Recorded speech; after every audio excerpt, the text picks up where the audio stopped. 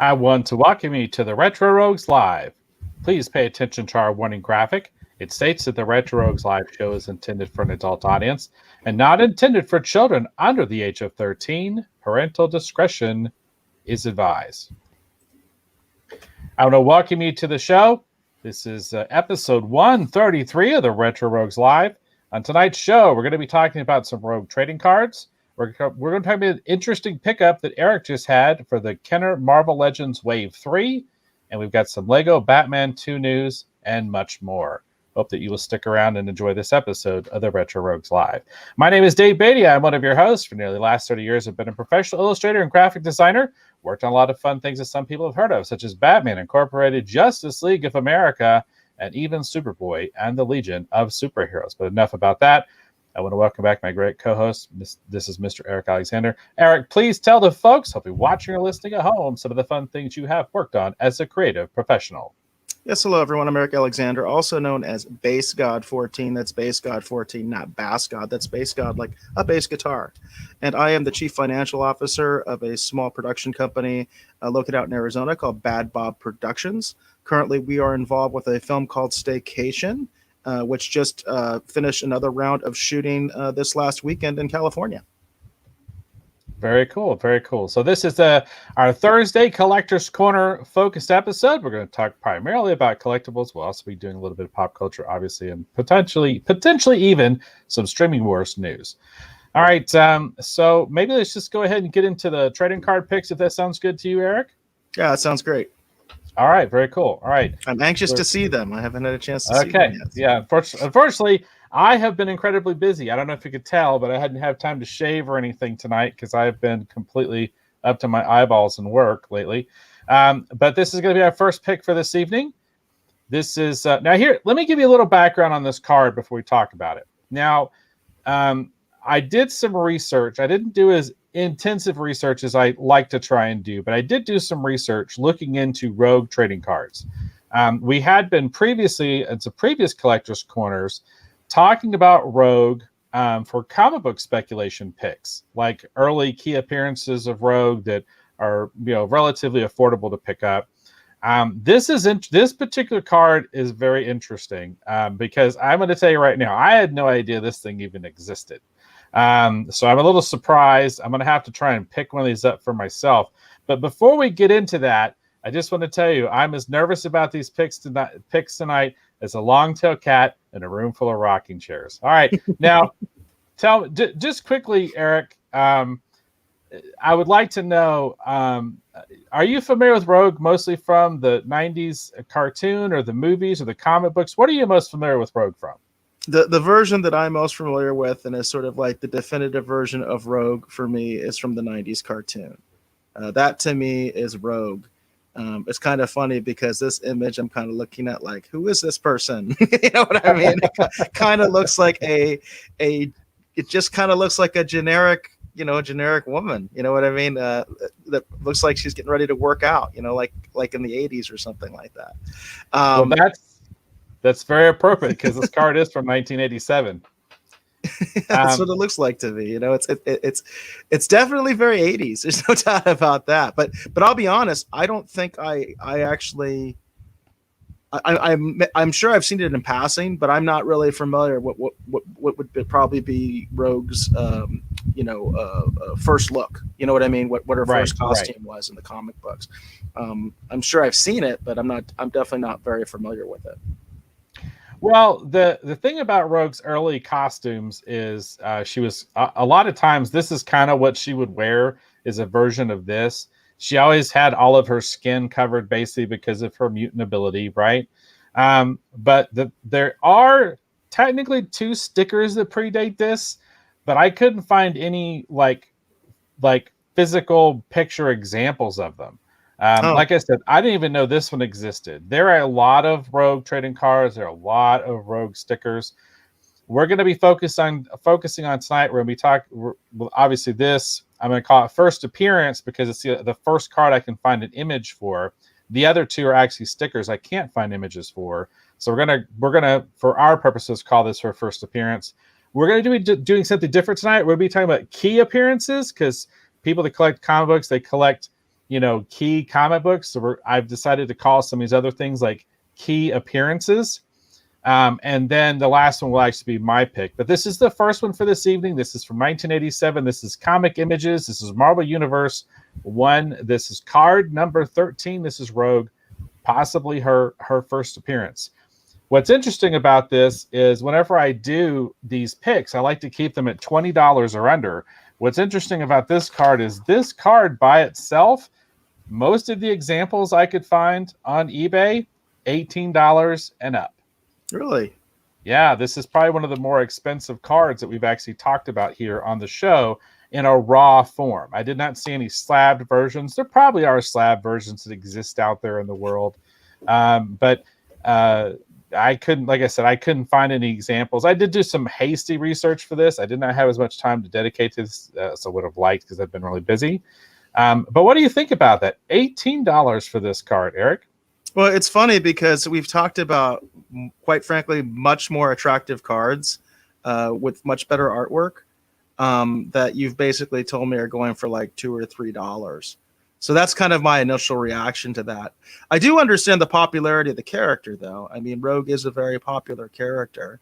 I do think a lot of people feel that she was done wrong after a great lead up in X-Men 1 and 2. I do think a lot of people feel that the Anna Paquin version kind of did her wrong in X-Men 3. But before that, people, I think, were really digging Anna Paquin's version of Rogue. And for some people, I'm sure that is their definitive Rogue. You know what I mean? So it's kind of interesting in that regard. But definitely for me, I love that 90s cartoon look. Yeah, I love that look too. But for those of you who are into the character, who are looking to collect the character from a speculation standpoint, potentially this is going to be the one that you need to be looking for. This 1987 Comic Images Marvel Universe card number 13, Rogue, which is either her first appearance, maybe third appearance, but definitely this is going to be the one you need to be keeping an eye out for. And, we know the X-Men are coming to the MCU. It's just a question of when. So let's go ahead. I'm going to go actually to the next pick. This will be the first of our key appearances. So this card is from 1990. This, of course, is the Impel trading card line that we have been talking about so much here on the show. This is Rogue's card. We're going to call this a key appearance. I know some people were counting some of these cards as rookie cards, but there are a lot of Rogue cards ahead of this one. I had no idea there had been so many Rogue cards and actually stickers. And the Marvel Universe, the Comic Images, that card that I showed before, that actually has the biographical information on the back of it. I didn't even know that trading card line existed. But this is going to be, we're going to call it a key appearance. This is a key appearance. This is definitely an important card to collect if you're a fan of Rogue. If you notice, Eric, she's wearing the same outfit. What do you think? Yeah, but this is definitely a much more recognizable Rogue for me because of the hair. The hair really does it for you, right? That was even a big deal, I think, in the film version, the live action version that I was talking about earlier with the Anna Paquin version. So this definitely looks a lot more like Rogue. I personally, I'm not as into that sort of black leotard look. Again, she does kind of look like she's getting ready to work out, in the 80s. That's that look. I mean, that's what that look is.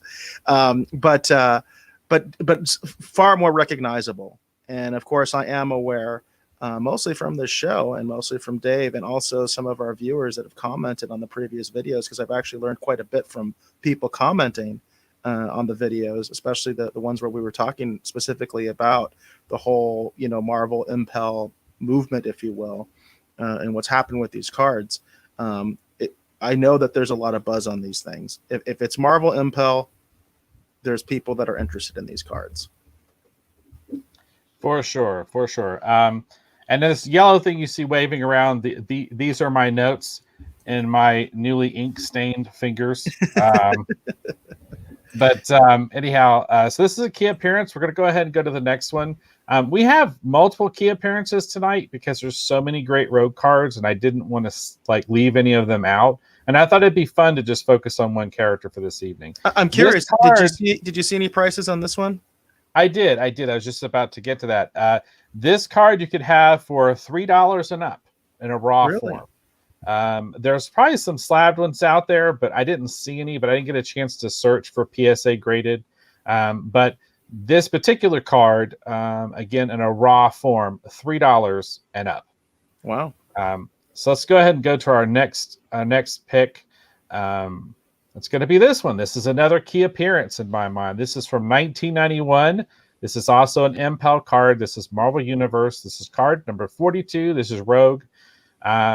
This card art in particular is by the great Arthur Adams. Arthur Adams did some of the most like key X-Men comic book cover like art. A lot of people might be familiar with his work if they collected the classic X-Men line, where they reprinted a lot of the early comic book X-Men stories. Are you familiar with Arthur Adams' work at all, Eric? No, not by name. I imagine I've seen some of his work, but I can't associate the name with specific images or anything like that. Well, he was the cover artist for I think it's X-Men Classic X-Men or X-Men Classics. I forget the actual title, but he did a lot of really, really great, amazing X-Men art, really iconic images. The cover art actually for X-Men Classics or Classic X-Men, whichever it is, #1, they made into a poster. It's just really, really iconic, great looking stuff. I'm a huge Arthur Adams fan, and I've always loved this particular card. So I thought it'd be fun to kind of single it out as a key appearance card. Now this one, what do you think you could get this card for, Eric, in a raw form? I don't know. I mean, it definitely feels like we're kind of building up, because I love this image. This image is awesome. I mean, I've always liked the Sentinels. I've always wished that they actually used them more, specifically in the movies, and had more of that classic look that you see here, because I've always thought those were really, really cool enemies for the X-Men. Right. But this image of Rogue, I really dig it. This is a pretty hot, sexy image of her, and I like the sort of the way that the way that the costume seems to have evolved too. Right. Where now it looks more like a costume and less of just her going to the gym in the 80s. This looks like an actual cool costume. So definitely looks like Rogue, definitely recognizable, even though this is not the signature look to me of her. Awesome looking card and awesome artwork. I would think that it would have a pretty high value, but that's not always the case, right? It's not always the artwork that makes the value, right? Right. That's true. Again, our first appearance was $18. Our first key appearance card was $3. This card can be had in a raw format for basically $2 and up. Wow. It just goes to show you, card. People collect for all sorts of weird reasons sometimes, True, very true. Everybody's motivated by different things. Like we talk about the different motivations, for collecting on this show. Some people, it's very speculative. They're really looking for that quick flip that they think that they can do in a relatively small amount of time, and they're pushing the hype machine of that particular card for whatever reason, whether it's the Marvel bump or whatever else is going on in the market at the time. And then of course you have those different items that have held value for a really long time, where people are really looking at that as an investment, and they really do plan to hold on to those things. They don't plan to sell them anytime soon. They're hoping to, quote unquote, give it to their kids, that kind of thing. And then there's just the matter of the stuff that you like, right? Which is probably the main reason that most people collect. It doesn't have anything to do with investing at all. It's because they enjoy it. And of the cards you've shown so far, Dave, this is the one that I'm enjoying the most, and it has the least value, at least monetarily. Right. And that's what's interesting. That's what's interesting about this. Now, and I'd shown this before. I'll show it again here. These cards are all not the first appearance. The other ones are coming out of my personal collection, and I have my Impel Marvel cards in this vintage Marvel binder. I love that binder. That binder is so awesome. I think it's really cool. And then, of course, I have all my Rogue trading cards, and that's kind of what we're going through, because I'm a huge Rogue fan. And I'm excited, hopefully, for her to appear in the movie. And we're hoping that she'll be done right, because we now have, Carol Danvers, Captain Marvel, for Rogue to grab a hold of and suck the powers right out of her. All right. And then use them for her own means, right? because that's where Rogue's. I don't know if people realize this, but that's in the classic version of the X-Men. That's where Rogue's abilities that people really liked that she had, her superhuman ability, her ability to fly, her invulnerability, the things that made her like basically a female Superman, for lack of a better way to describe it. All those powers came from Carol Danvers. That's where she got them. Yeah, that's really interesting. All right, so here we go. This and what's interesting, I didn't pick a single Jim Lee card for this evening. And there's kind of a reason why, but we'll get into that when we get to the end. All right, here we go. This is from 1992. This is another Impel card. I love those Impel cards. This is Marvel Universe. This is Wave 3. This is card number 64. This is Rogue. This is going to be the last of our key appearances for this evening. This artwork is by the great Marc Silvestri, great X-Men artist Marc Silvestri.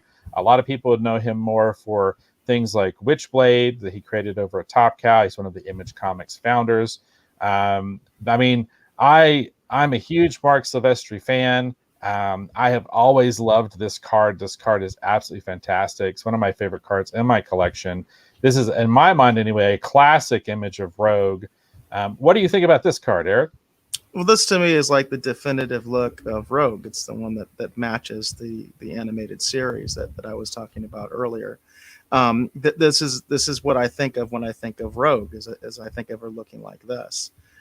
So I would imagine that this is a sought after card, but am I going to be shocked, Dave, or what, in terms of what people are paying for this right now?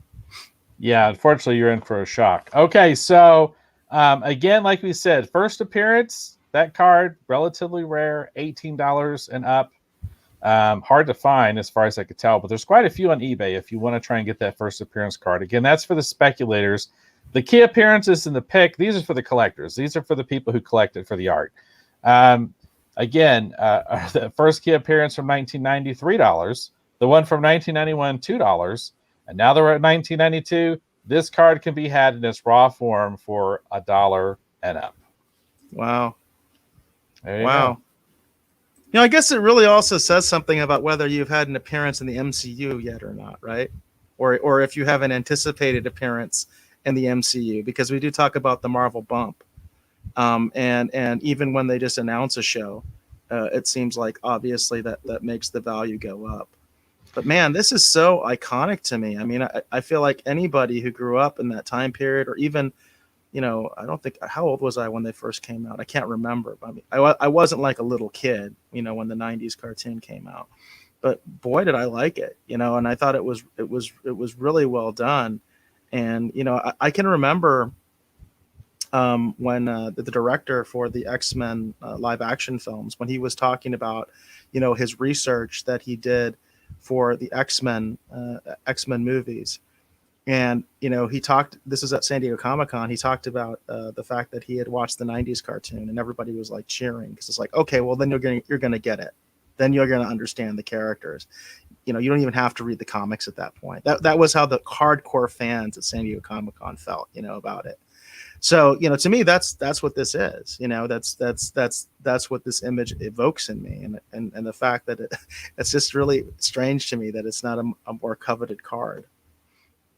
It's interesting, and you know, and it's important to remember too that we might be a little ahead of the curve with what we're doing here in Collector's Corner, because there's not really a lot of channels that are really talking about trading cards in relation to the MCU bump. Most people are focusing on the comic books, you know, and the Impel stuff is still being sought after, and there's a lot of people that are diehard and love it. But I wouldn't say it's cooled off necessarily, but some of that excitement has maybe dissipated a little bit.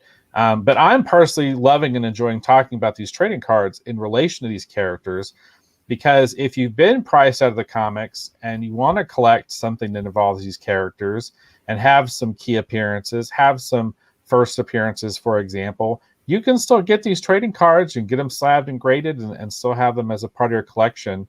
Again, they don't take up as much room. They're really fun to show off. Artwork like this is really dynamic and great, again, by the great Marc Silvestri. So I love talking about this in relation to the MCU bump, because I'd be curious to see as we move forward if these cards actually experience an MCU bump or not. But this is the last of our key appearances for this evening. So the last card is my pick. This is one of the most beautiful cards that I have in my collection. It's one of my favorites. This is from 1994. This is Fleer Marvel Masterpieces. This is by the Hildebrandt brothers. This is card number 101. This is Rogue. This is the gold foil signature series. You can't really tell here on the scan, but the Marvel logo, her name, and the signatures across it are in gold. This is a gold signature series card. This is, in my mind, one of the most beautiful Rogue cards ever created. I love the artwork on this card. What do you think about this one, Eric? Oh yeah. This is awesome. I love this kind of style. This is what I would call more sort of like that photorealistic kind of style. And I've always said that I enjoy that. I'm a man of extremes. I like Alex Ross and I like Bruce Timm. Those are my two favorite comic book artists. So super cartoony, super photorealistic. That's what I like the most, and that's what this evokes for me. It's very much like a photorealistic type of image, and you feel like she's real. You know what I mean? Just looking at this, and I've never seen this image before. I've never seen this card before. It looks like, in my mind, what Rogue would look like in real life, if you met her, if she was a living, breathing person.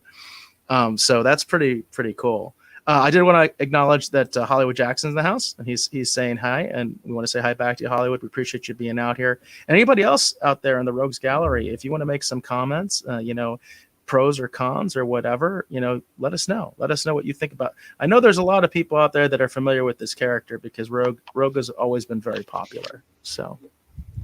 Yeah, and one of the things that I've been trying to do with the show as we've been moving forward is to pick things that will spark a little bit of conversation, a little bit of debate. And one of the things I found most interesting about the Rogue cards is, as popular as the character is, her first appearance card, fairly valuable.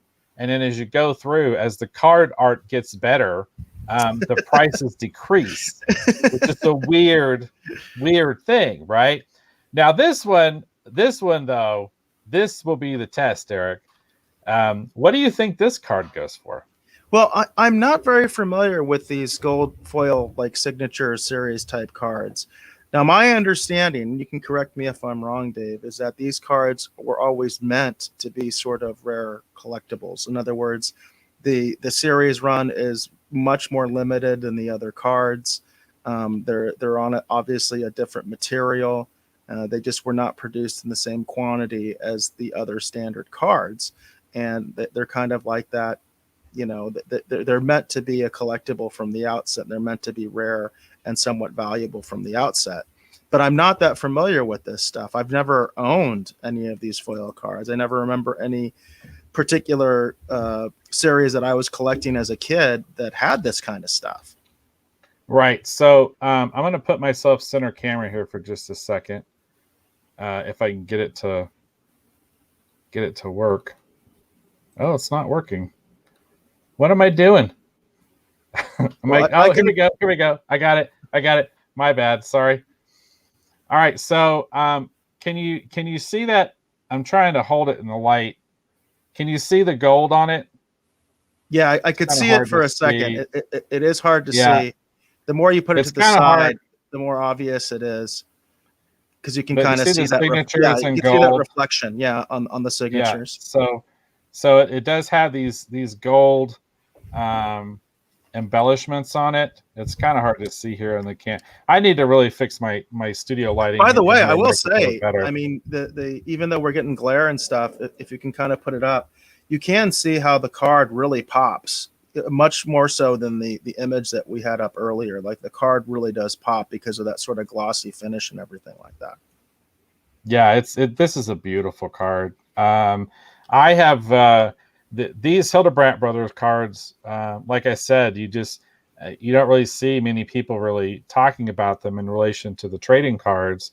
And if I was gonna own, just like we did with Loki last week, just like we did with Iron Fist, just like we did Namor the Submariner, if we're gonna be talking about these popular Marvel characters that are coming to the MCU, rumored to be coming to the MCU, or we believe are coming to the MCU, if you want to collect trading cards, these, in my mind, are some of the most the best cards to get. You get that first appearance Rogue card for $18. You get this here, the Hildebrandt Brothers card. I would try to get the gold signature series because it is a little bit more limited.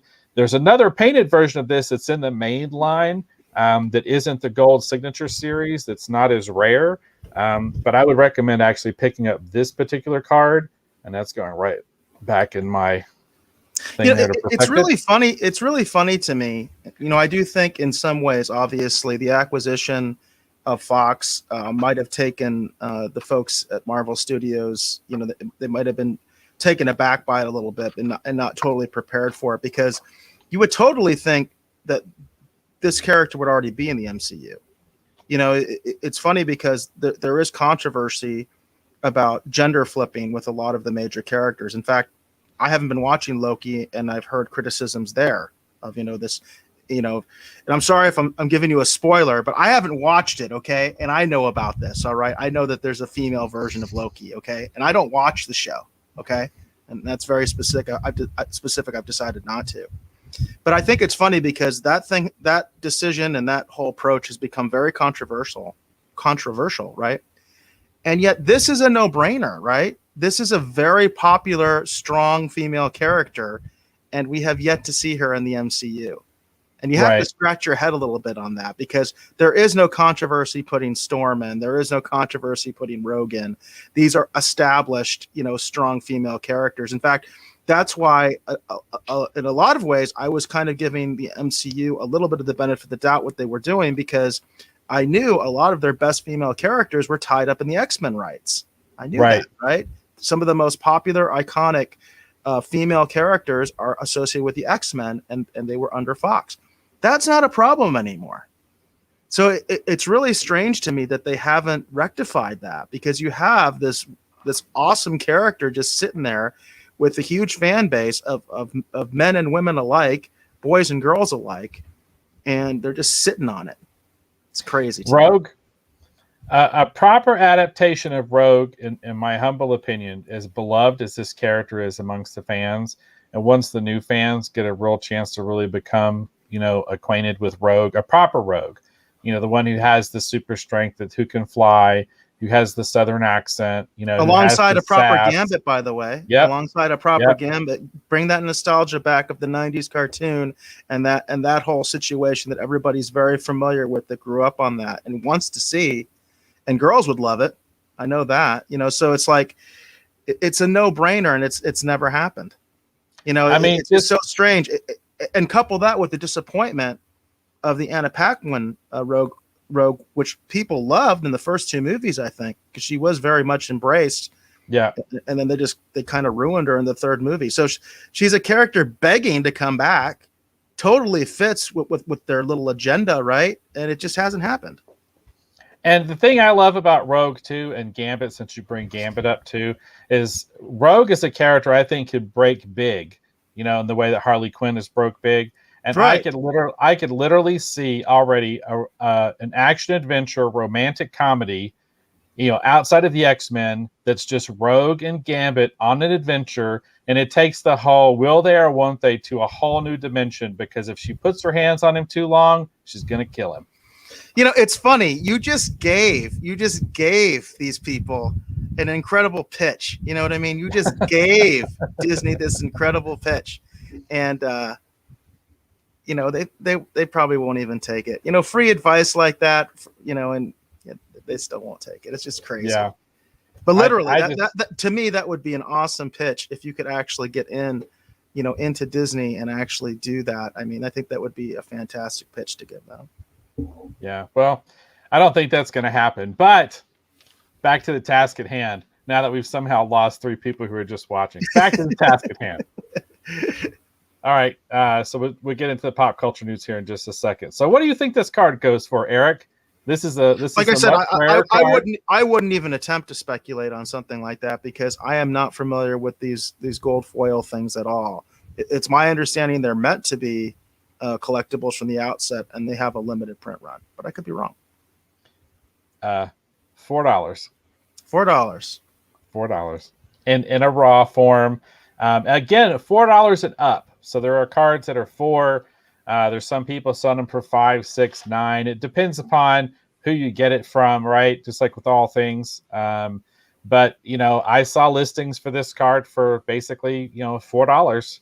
I think it's worth every single penny. If I was going to own two rogue cards, if I was only going to own 2 rogue cards, the ones I would own the first appearance, 1987 Comic Images 1, card number 13, and I would own the 1994 Fleer Marvel Masterpieces 101. I just think it's so amazing when you contrast those 2 images and how poor the other earlier appearances in my mind, and yet it's so. Gosh, I hate to use the term overvalued because I feel like you shouldn't use that term when you're talking about collectibles. I feel like I'm going to get myself in trouble. And it's not what I believe either. It's not the word I really want to say, right? It's not that it's overvalued. It's just that I find it really, really shocking that people are willing to pay so much for that when this card is of such a better quality. But at the same time, it does give you a little bit of a lesson in that sort of forced scarcity, if you will. That phenomenon where basically a company will say, well, this is a collector's item. Like it literally says that on the cover. I have books like that, Right, First appearance, this is a collector's item, Well, yeah, you're saying it is, but that doesn't mean it's actually going to be a collector's item. The market will determine that, right? Not a company just saying that this is a collector's item. And this is a good example of that, right? This is a good example of a company coming up with a concept, and I'm sure they weren't the first to come up with it, but the trading card companies basically came up with this idea. We're going to have these foil cards, right? And they're going to be really coveted, and they're going to go up in value, and everybody's going to want these, and they're going to use them as investments, and it's $4. You know what I mean? Right. It's right. It's 40 years later. Right? We're talking $4, basically 30 years later, and it's $4. So this is a good example of that forced scarcity that companies sometimes do and how it backfires because the market and the fandom ends up not supporting it. Now, we do have a comment from Chris Roberts. It says, really wish I never sold those masterpiece sets. Had them completed with all of the rare inset sets. You're familiar with that, Dave? Yeah, I am. I actually have. I've got quite a few of the gold foil signature series. This is not the last time we will be seeing gold foil signature series cards actually here on the show as we continue to work our way through the MCU. And in addition to that too, I actually have quite a few of the inset cards actually for the original Marvel Masterpieces as well, the actual Joe Jusko. As a matter of fact, I actually have the Wolverine versus Sabretooth one from that line. So yeah, insert, yes, insert. We know what you mean, Chris. I think we know what you meant, Chris. So, and I think most people would understand that as well. So, but no, I have, I've got quite a few of those. So we will definitely be talking about those. I've got, this will probably be the last time we talk about Rogue and this extensiveness, focusing on the character. But I have some other actually fairly limited cards for Rogue besides this one. But this, like I said, when I come to the cards that are my picks now moving forward, it's the best of the best, in my opinion. And this, to me, this is the best Rogue card that you can own. Yeah, that's an awesome image of Rogue. I mean, if you're a fan of the character, that would be something really cool to pick up. And as you mentioned, the nice thing about the trading cards is, like, if you're collecting comics, even like I don't have a huge comic collection, but it ends up taking up a lot of space, especially when you start bagging and boarding the books. It takes up a lot of space. You end up with those big long board, those long boxes, and it's crazy how much space that stuff can end up taking.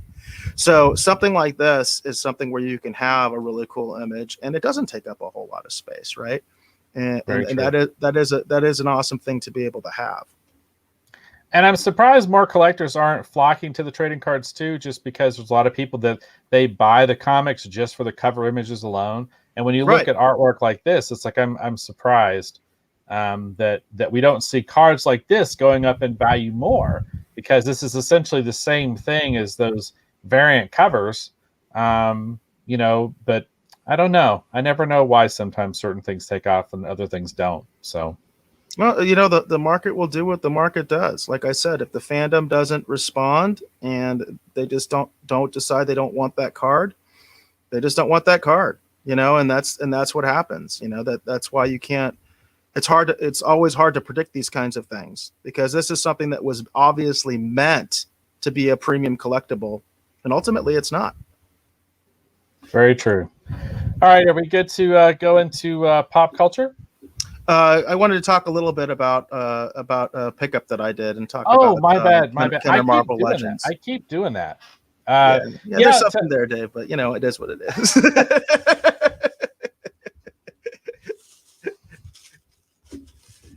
Well, I was curious to see what you got. I'm sorry. I in my mind, I'm like, look at the clock, and I'm like, I've just run us long. We're at 36 minutes. I've gone on and on about these cards, which was not my intention. But yeah, tell us about your pickup. I'm curious to see what you got. Do have another comment from Chris to finish up this segment, though. It says, yeah, those cards sets don't take up space when you have a couple. But when you complete 30 or 40 sets, it's another story. And I totally understand that, Chris. I totally understand that. The one thing that I used to try to go for is like I would try to get, basically every card in the series. Like I've talked about it many times about the Star Trek like 25th anniversary cards that I have. And I have even the special binder that you had to mail order for and all that kind of stuff. That was my goal. I bought a box, and then I wanted to have like one complete set of them. But I ended up with extras, what I mean? But that was sort of my goal. And then I was just like, I'm good. I don't need, I ended up with duplicates anyway. Right. But I still was like, I'm good. That's all I needed. And it doesn't, in that case, it doesn't take up a whole lot of space. Right. If you do have a lot of boxes, right? If you have like a lot of sealed boxes of cards and things like that, yeah, that can take up a ton of space. I mean, there's no doubt about it. It can take up a ton of space. And if you are one of those people that's really into having, like a ton of duplicates of a certain card, for whatever reason, whether you like it or you think it's a good investment or it is something that you're speculating on, yeah, that can take up a ton of space, no doubt about it. Very cool. All right, so yeah, let's see what you picked up. I'm curious. So I have been talking a lot about what I call the Kenner Marvel Legends. A lot of other people call it the retro Kenner Marvel, the retro Marvel Legends. It's so weird because even Hasbro, if you go to their official site, like if you go to HasLab right now and you look up Marvel Retro, they have two different series, and the way they call them is they have the Hasbro Marvel Legends Retro series. That's the stuff that I'm talking about, what I call the Kenner Marvel Legends. And then they have another series that they call the Marvel Legends Retro. And I'm going to share this just really quick before I get to my pick, because I want people to understand what it is I'm talking about here and how sometimes this stuff, in terms of the marketing, it gets really, really frustrating because it's like, how do I even know if people know what I'm talking about? So this is the Hasbro Pulse site, right? You can't get much more official than this. And you can see the stuff that I'm talking about. This is the Kenner stuff. They call it Hasbro Marvel Legends Retro, 3 and 75, inch figures, right? And then they have another one, completely different line, different characters and everything. And they call that the Marvel Legends Retro line. And huge different price point. As you can see, one of these figures, these much more articulated figures, they go for about $20, whereas you can get two for $20 of the figures that I'm talking about, the what I call the Kenner Marvel Legends figures. They're totally different things. And I wish that Hasbro would actually market this a little bit better.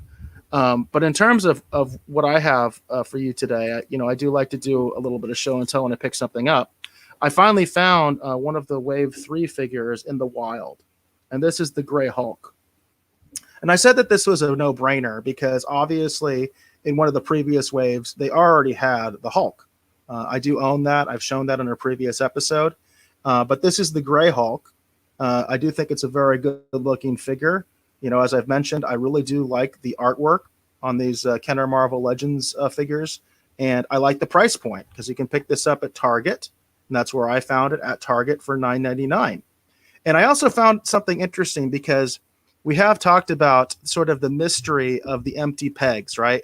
We're not the only people talking about that. Junkman's talked about it. Retro Blasting's talked about it.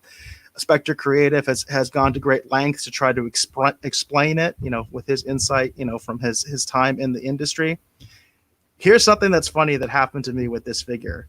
So I always, when I go to Target, I always go straight to the action figure area and I look to see if they have any of these figures, because I heard that Wave 3 is around.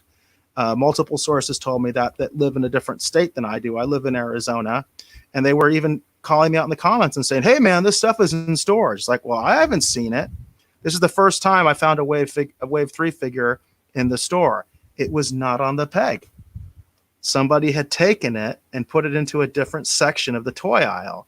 And that particular day, I decided to just kind of look up and down all the different aisles at the different toys, and it was like stuck at an end cap, almost as if somebody was trying to hide it, which I remember trying to do stuff like that when I was a kid. If there was a figure that I wanted, I would try to put him in the back of all the other figures. I remember doing that as a little kid in the hopes that next time when I came and I had some money or my parents were willing to buy me the figure, it would still be there. That strategy never worked, by the way. So that never worked. But I found it interesting because that figure was off the peg. It was in a different section. And then there was another of this figure, and it was in the Funko section where they have all the collectible toys, like the Super 7 stuff, the stuff that is meant for the adult collector, right? Because this thing, right. Okay, these are still marketed towards kids. This is in the regular action figure aisle. That's where it's supposed to be, as opposed to like the Funko area where all the collectible stuff is, that is basically marketed towards, like the Reaction. This was actually sitting there with a Transformer Reactions figure in that section, okay? If you notice, Reaction's not a toy. I mean, there's actually a disclaimer on the Reaction figures that says this is not a toy. It's a collectible, right? Yeah, the other one that they had at the store was sitting over there. So a little. I'm sure other people have run into this, but consider that maybe one of the reasons you're not finding this stuff is because people are hiding it. they're putting it in the wrong place. I don't think the store did that. I don't think this was a case of like the store put it on the wrong, put it on the wrong peg or something like that.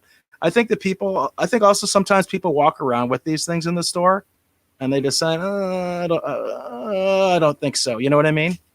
Right. But it's kind of a funny phenomenon, and I appreciate that, Chris. He says, awesome find. I thought it was an awesome find. This is the first time, again, that I found a Wave 3.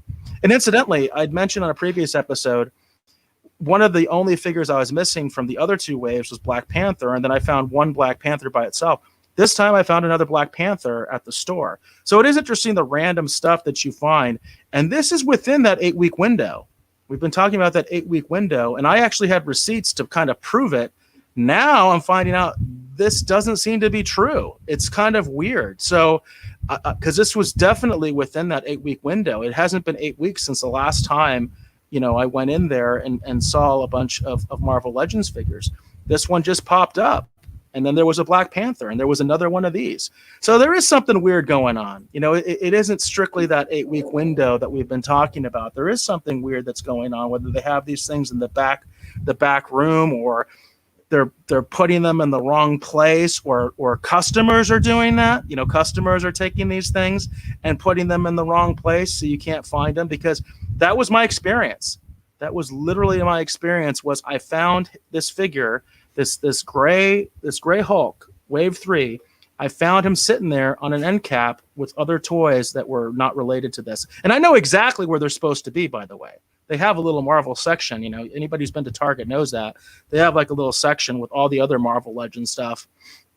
And you know exactly where to go, right? You know exactly where to go. And it even says, it's got the little tag on there, and you know exactly that they're supposed to go here, because you can read it. And it's just funny to see that and see like another figure that was put in the wrong area with the adult collectibles and things like that. So that phenomenon does definitely happen. There's no doubt about that. That does happen.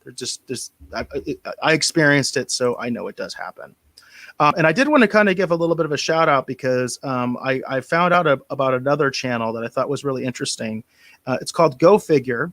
Apparently he is a collector in Canada, and I found him because recently he did an interview with Retro Blasting, and I thought what they were discussing was really interesting, because Go Figure basically is one of those people that has decided he is not going to collect new stuff anymore.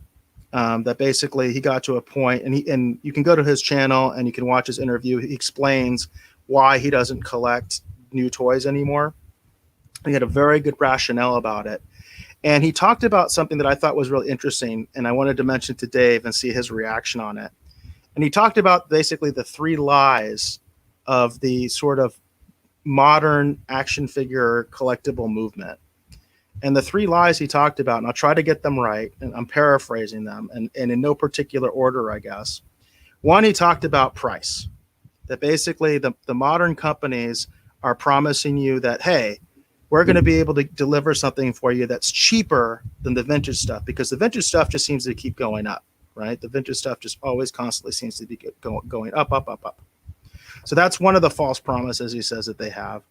Another one that he said that's interesting is availability, like the promise that basically, because you can't find, quote unquote, cannot find the vintage stuff. So by making this stuff new, you're actually going to be able to find it in a store, right? That you're actually going to be able to find it.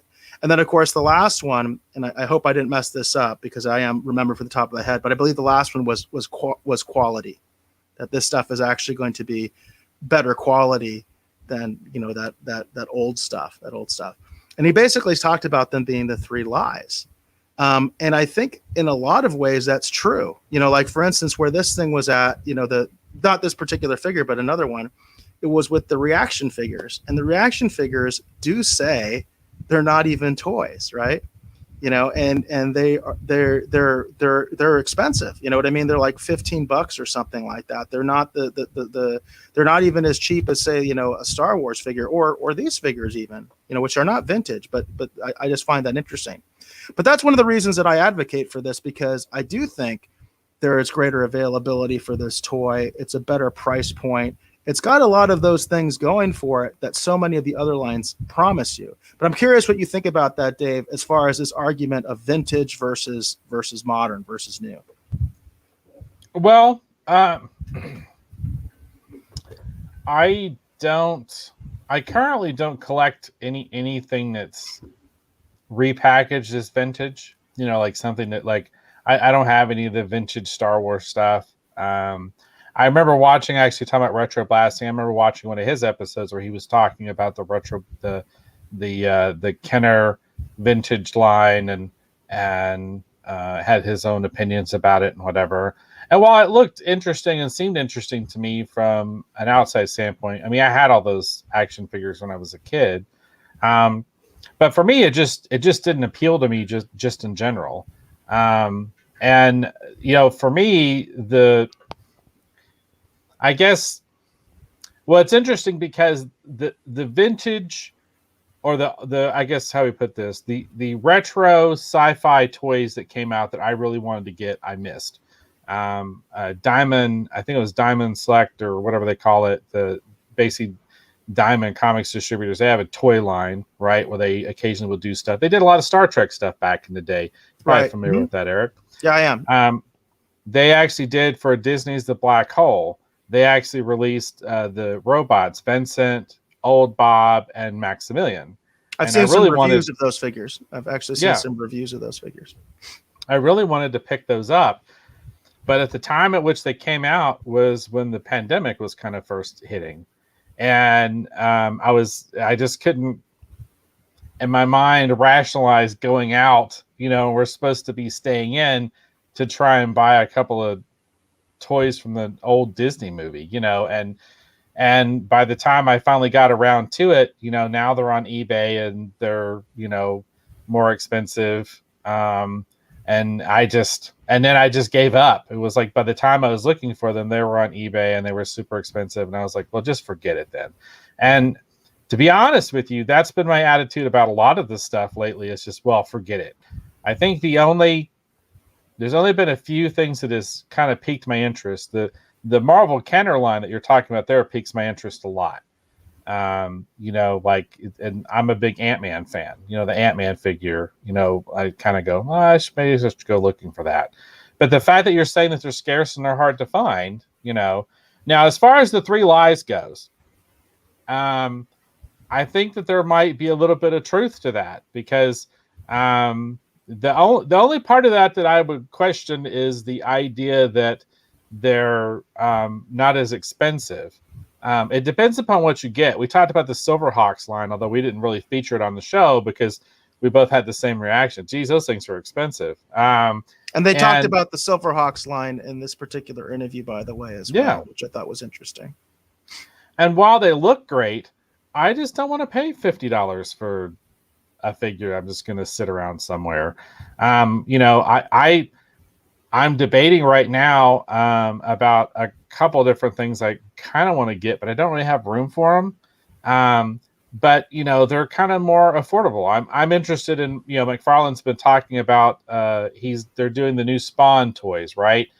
That are going to be coming out. Those have kind of my interest. I'm kind of going, well, maybe, but those are only going to be like $25, each or something. But as far as the Star Wars retro stuff, for example, the vintage line, I don't even know what those go for. We're talking about the classic Star Wars when they got the classic packaging and everything and all that. I don't even know what those go for. Well, it's confusing too. Like I was talking about the confusion between these different Marvel Legend lines because they use the retro in two different lines that are completely different. One has a lot more articulation, is twice the price. It's not what I'm talking about here. It's completely different. But that is Marvel Legends retro. They do the same thing. It's kind of confusing in Star Wars, right? Because the vintage line are essentially figures that generally are inspired by the original trilogy, but they have more articulation. They're like a higher price point than the basic figures used to be. And then there's the retro line, where the retro line is the old school figures, or in the case of the Mandalorian figures, which I actually unboxed, on a previous episode, the ones that I had got, they're new figures, but they're in that old, that old quote unquote retro Kenner styling. Hasbro has a weird marketing problem here. I mean, clearly they are really kind of confusing, I think, a lot of people, especially casual collectors who aren't sitting here devoting, half of their lives to this stuff, which, some people do, right? They're incredibly serious about their collecting. The average collector is not like that, right? The average collector might be like, hey, I remember that, that Empire Han figure. That was so cool. Like my brother had one. I think he still has his. I always thought that was really cool. They came out with that one, in the retro collection. So basically they're like reissuing the figure, right? That's basically what that retro collection is. But then it gets confusing when Mandalorian comes along and they decide not to do Return of the Jedi. They're going to do Mandalorian instead. And those are all new figures. Those are all new figures, except they happen to be in the style of those classic Kenner figures. So it can get incredibly confusing, and for instance, when I say vintage, what I mean, right, is those, late 70s, early 80s, all the way up until droids and Ewoks, which, by the way, I've talked to people about that. Like, where do you cut it off? I would say droids and Ewoks is part of that vintage, Kenner stuff. But now Hasbro is using that term to market new product. And it gets incredibly confusing as a collector, I think, especially also if you haven't been following all this stuff as it's happening. Like you happen to see that figure in the store, you're probably going to get very confused because the vintage line, they, as far as I know, they have the Han in the parka from Empire, but it's a completely different figure. It's much more articulated. You know what I mean? It's not the same thing as that classic Kenner figure that you remember, from childhood. It's a different figure, but then they do have the one that's basically the exact same thing as, from your childhood, except maybe like a different plastic or something. I've heard different reviews where people talk about that. Like they don't quite feel the same. They look the same, but they don't quite feel the same. And I don't have any examples. I do have my Mandalorian figures, but I haven't taken any of them out of the package. So, it's kind of weird. And Hasbro's doing some weird things when it comes to the marketing of these products. Well, it's interesting. And I had forgotten about that. I had forgotten that the difference is the vintage ones are actually more articulated, and then the retro lines are the ones that are theoretically more like the ones that we had as a child. You know, the same packaging, same style of figure, the whole thing. Yeah, the vintage stuff. They do the sort of the quote unquote classic packaging, and it's a marketing gimmick, right? Where basically they have these new figures, many of them based on classic Star Wars figures, but they are a completely new, different mold, and they just happen to, have that kind of classic look to the card back. In fact, I'll share one just because I want to make sure that we're on the same page here, and anybody who's kind of confused, which you should be confused in this conversation. So, like, this is a great example. This is a Star Wars The Last Jedi Luke figure from the vintage collection. Okay, and you can see it says Kenner, right? You can see that, Dave. It says Kenner on the card back, and it's got that classic. It's got that picture. Right, that picture from the movie, right? Because that's the way they marketed them back in the day. You would have a picture of the character from the movie, and they would be right next to the figure, right? That's what the vintage collection is. But this is a completely different, type of figure. You know what I mean? It's not the same style as the original. It's hard to tell because it's all white, but you can see that he has a joint here, right? He's got a joint at the elbow. Well, the actual vintage figures didn't have joints at the elbow. That's the retro collection. You know what I mean? The retro collection is in that style where they only have the 5 points of articulation. It's incredibly confusing. Well, and for me anyway, something from The Last Jedi I wouldn't consider vintage anyway because it's not vintage. This is, in my mind, this is still relatively new. But this is the vintage collection, Yeah, that's definitely, yeah. Well, there you go. Yeah, I honestly, I haven't collected a lot of Star Wars toys over the last several years. To be honest, the only thing I've seen recently that really, I mean, there's stuff here and there that piques my interest, but the thing that most had me kind of curious and thinking about doing something was, the Marvel, line that you've been showing here on the show. Because I love the box art because it looks like really cool, fun comic book images. What's nice about this is something that would never came out, but it looks like something that Kenner should have had if they had the license. Right. That's why I like this line. That's why I'm advocating for this line, because we never had this. The closest thing we had was this, the Secret Wars collection, right? Right. Which were still very different than this. This is actually what they're advertising. This is like if Kenner had the license, you know what I mean, for Marvel action figures, this is what they would have done with it. So I think it's one of those rare cases of the big companies getting it and doing it right. But there's so many darn examples of them getting it wrong. A lot of people aren't willing to give this product a chance. Interesting. Well, very cool. Little known fact.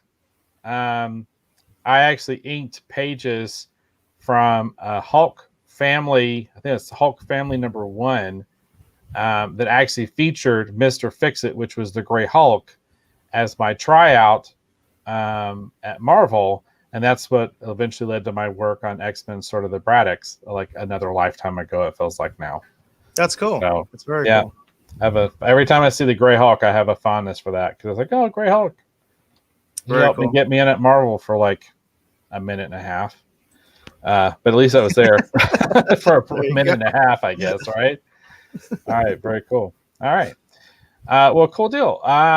So do you have anything else that you want to do here on the collector's side, or? No, I think I spoke my piece. So.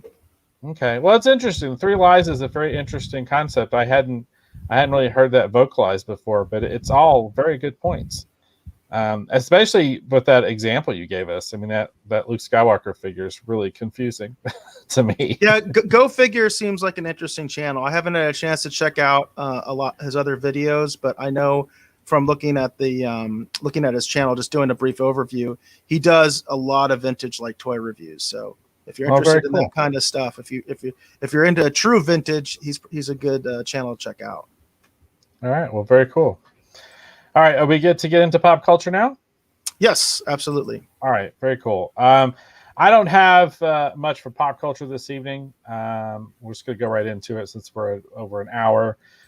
This is just one thing that, but it happened a couple days ago. I just wanted to talk about it just briefly.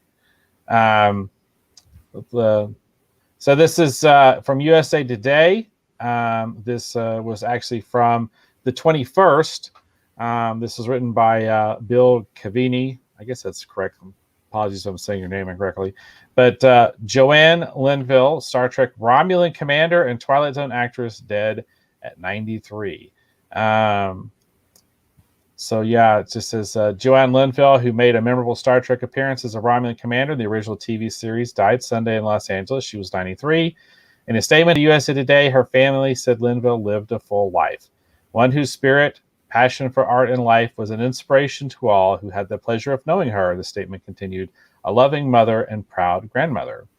The actress, born Joanne Linville, Beverly Joanne Linville, apologies, on January 15th, 1928 in Bakersfield, California, stood out in an acclaimed 1961 episode of The Twilight Zone. She played a Southern belle in the final days of the Civil War who learns the cost of war and hatred in one of the classic series' famous twists. And then this is what I know her most for, which is her appearance on Star Trek, the original series. Linville, who studied with Stella Adler, was a frequent TV guest star and film actor from the 1950s through 1980s, with roles in more than 100 shows and movies. Among the things she appeared in, they list here Alfred Hitchcock Presents, Gunsmoke, Dr. Kildare, Ben Casey, Route 66, I Spy, Bonanza, The Fugitive. It's a very, very long list.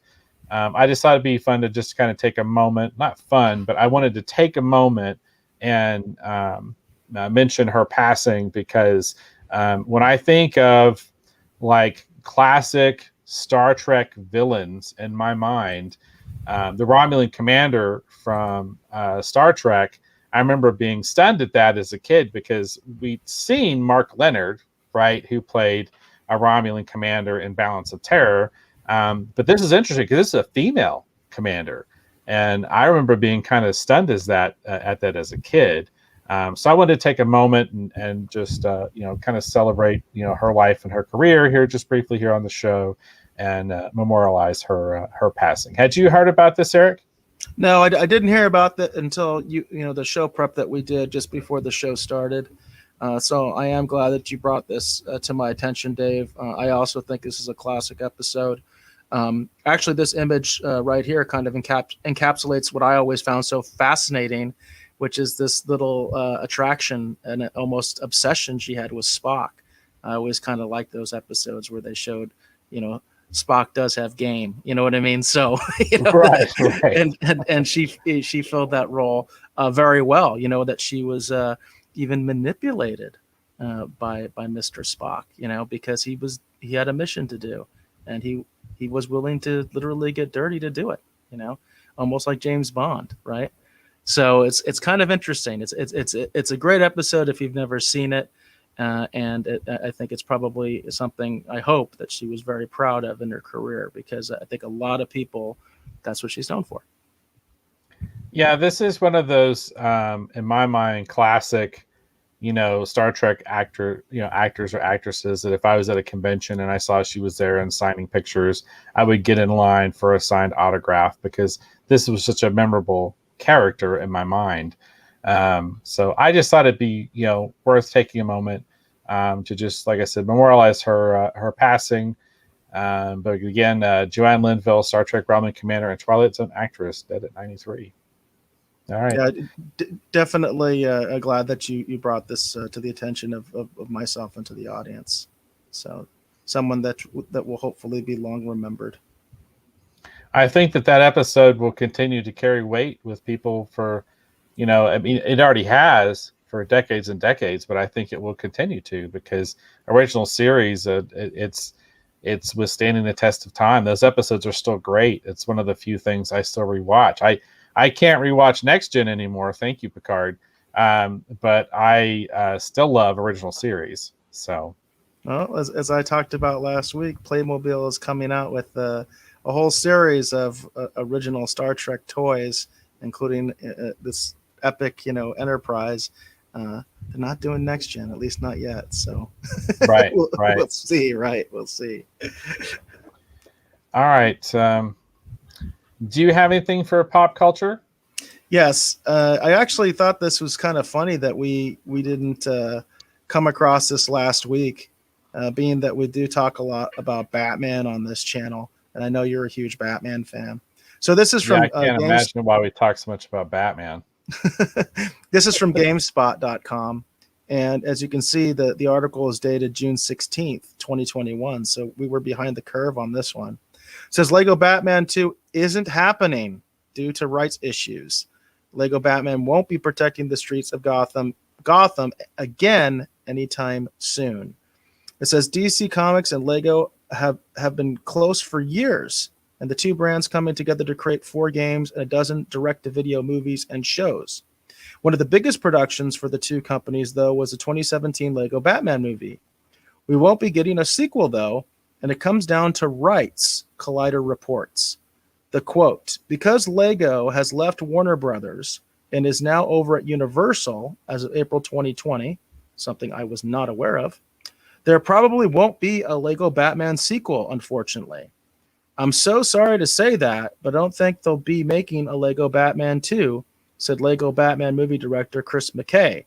In other words, for the movie to happen, Warner Brothers would have to let Universal make a movie with their most profitable character. And I do not see that happening either. So that's directly from the director of the original Lego Batman, a film that I really enjoyed, that my kids really enjoyed. Really fun version of Batman, in my opinion. The one in the Lego movie as well. I thought that was just brilliant. I thought it was really, really well done. And it happened because at the time, I guess, Warner Brothers was basically doing all the sort of film and gaming stuff for Lego. That was one of their big properties over at Warner Brothers Games, is those Lego games. They made a lot of different Lego games, which a lot of people like those games as well. I've played several of them with my daughters, and they're a lot of fun. They're unique, fun games. But apparently it looks like Lego Batman 2 is not going to happen. Again, I didn't even know Universal got the Lego rights. Did you know anything about this, Dave? No, no, I didn't. And I guess I'm not too surprised at this story. I mean, we talk a lot about, legal rights, causing weird issues with various productions. So this is a story, a tale as old as time, so to speak. Which I find weirdly curious because when they were doing those games over at Warner Games, they were doing Star Wars and other properties that weren't necessarily Warner Brothers properties. So yeah, it's kind of funny how that will work, because obviously Warner Brothers had a relationship with Lego. Then Lego, of course, has gotten into licensing properties as well. And then somehow they were able to get those properties over to Warner Brothers Games. It is kind of crazy, but I guess it gives you like that one little sliver of hope. But again, it's that last line from the article that I mentioned. It's like now Warner Brothers would have to play nice and be willing to give Batman over to Universal. Even if it's Lego Batman, I just don't see Warner Brothers playing nice. That's the bottom line. Well, I think the bottom line, in all honesty, Eric, is not Warner Brothers playing nice. I think it's like, just money playing nice. I mean, I think if somebody has I guess now Warner Brothers is a part of Discovery, so maybe that's changed. But we heard all those rumors that, I heard a lot of those rumors that there was talk that, Discovery was just going to placeholder Warner Brothers and sell it off for parts, essentially. And there's been all these crazy rumors about someone's going to come in and buy DC Comics, and ever since the AT&T merger went through, there's just insanity because, AT&T looked at Warner Brothers as, wow, this is a bunch of debt we just assumed. How do we get rid of this? So, prior to Discovery buying Warner Brothers, I think Lego could have had, DC maybe, well, Discovery didn't buy Warner Brothers. We covered that they in merged. the Streaming Wars segment. Sorry, they merged. That's right. Not what happened. And in point of fact, I just have to make this clear because we did report on this before. That basically AT&T, their shareholders are actually ending up with the lion's share of that entire agreement. So it's a kind of a unique circumstance, and the only thing I can compare it to, and I did it at the time, is what Viacom did when they split CBS and Paramount, and they were two independent companies. You know what I mean? They just split them for whatever reason. Totally contrary, by the way, to any other business trend that I know of, because every other business trend is to consolidate, right? It's to consolidate as much as possible. And that's what AT&T was trying to do. They were trying to, like on paper, I think it looks good. It's like this massive telecommunications company acquires a media company. It's basically, it's like they kind of go together, right? At least in today's digital age, they kind of make sense. But it makes sense on paper. In reality, I think the AT&T guys were like, we don't get this. We don't get how to make, movies, and we don't get how to make television shows. We don't get how to make comics. We don't even get how to make games, So it's like, we don't understand any of this. This is a terrible match. We got to do something about this. And ultimately they decided, Discovery's sitting over here, and they're actually sitting very well, this almost in a way kind of delves into Streaming Wars. It's like, they decide Discovery's got kind of a good model because they're producing a lot of new content. They seem fairly well poised for the Streaming Wars because their content tends to be a lot cheaper to produce than the stuff that Warner Brothers is making, that, on HBO Max, or, the stuff that Disney's making, or even Netflix, because mostly they're making like narrative shows. Discovery has a completely different model, right? They're basically making like documentaries and stuff like that, almost a form of reality TV, if you will, which is much cheaper to produce. And they're able to produce at a volume these other places can't, because it's so expensive, whereas they're doing something that's much cheaper. So anyway, they basically decided this would be a good match, and that's what they're doing. Is now it's a new company, right? And creatively called Warner Brothers Discovery. So that's the situation there. So my personal opinion, I think that was probably the best thing for AT&T to do, because they still keep their shareholders. I am a AT&T shareholder, by the way, full disclosure. I own AT&T stock. They kind of got a sweet deal for their sharedholders, in terms of having a stake in the new company without having to like sell it off for parts, because they didn't do that. They could have. I mean, Warner Brothers Games is interestingly enough, they're still kind of on the chopping block, as I understand it. There's been no commitment yet as to what's going to happen to the different parts of Warner Brothers Games. In fact, GameSpot, I talked about an article they had. They were saying that as of right now, the official word is some of it will be retained and some of it will be sold. So it's still a matter of debate as far as what's going to happen there.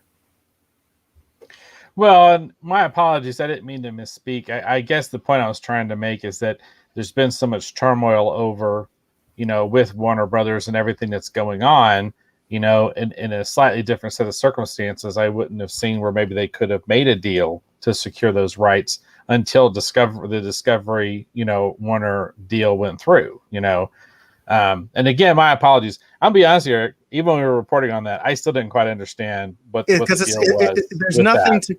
was. There's nothing I know of to compare it to.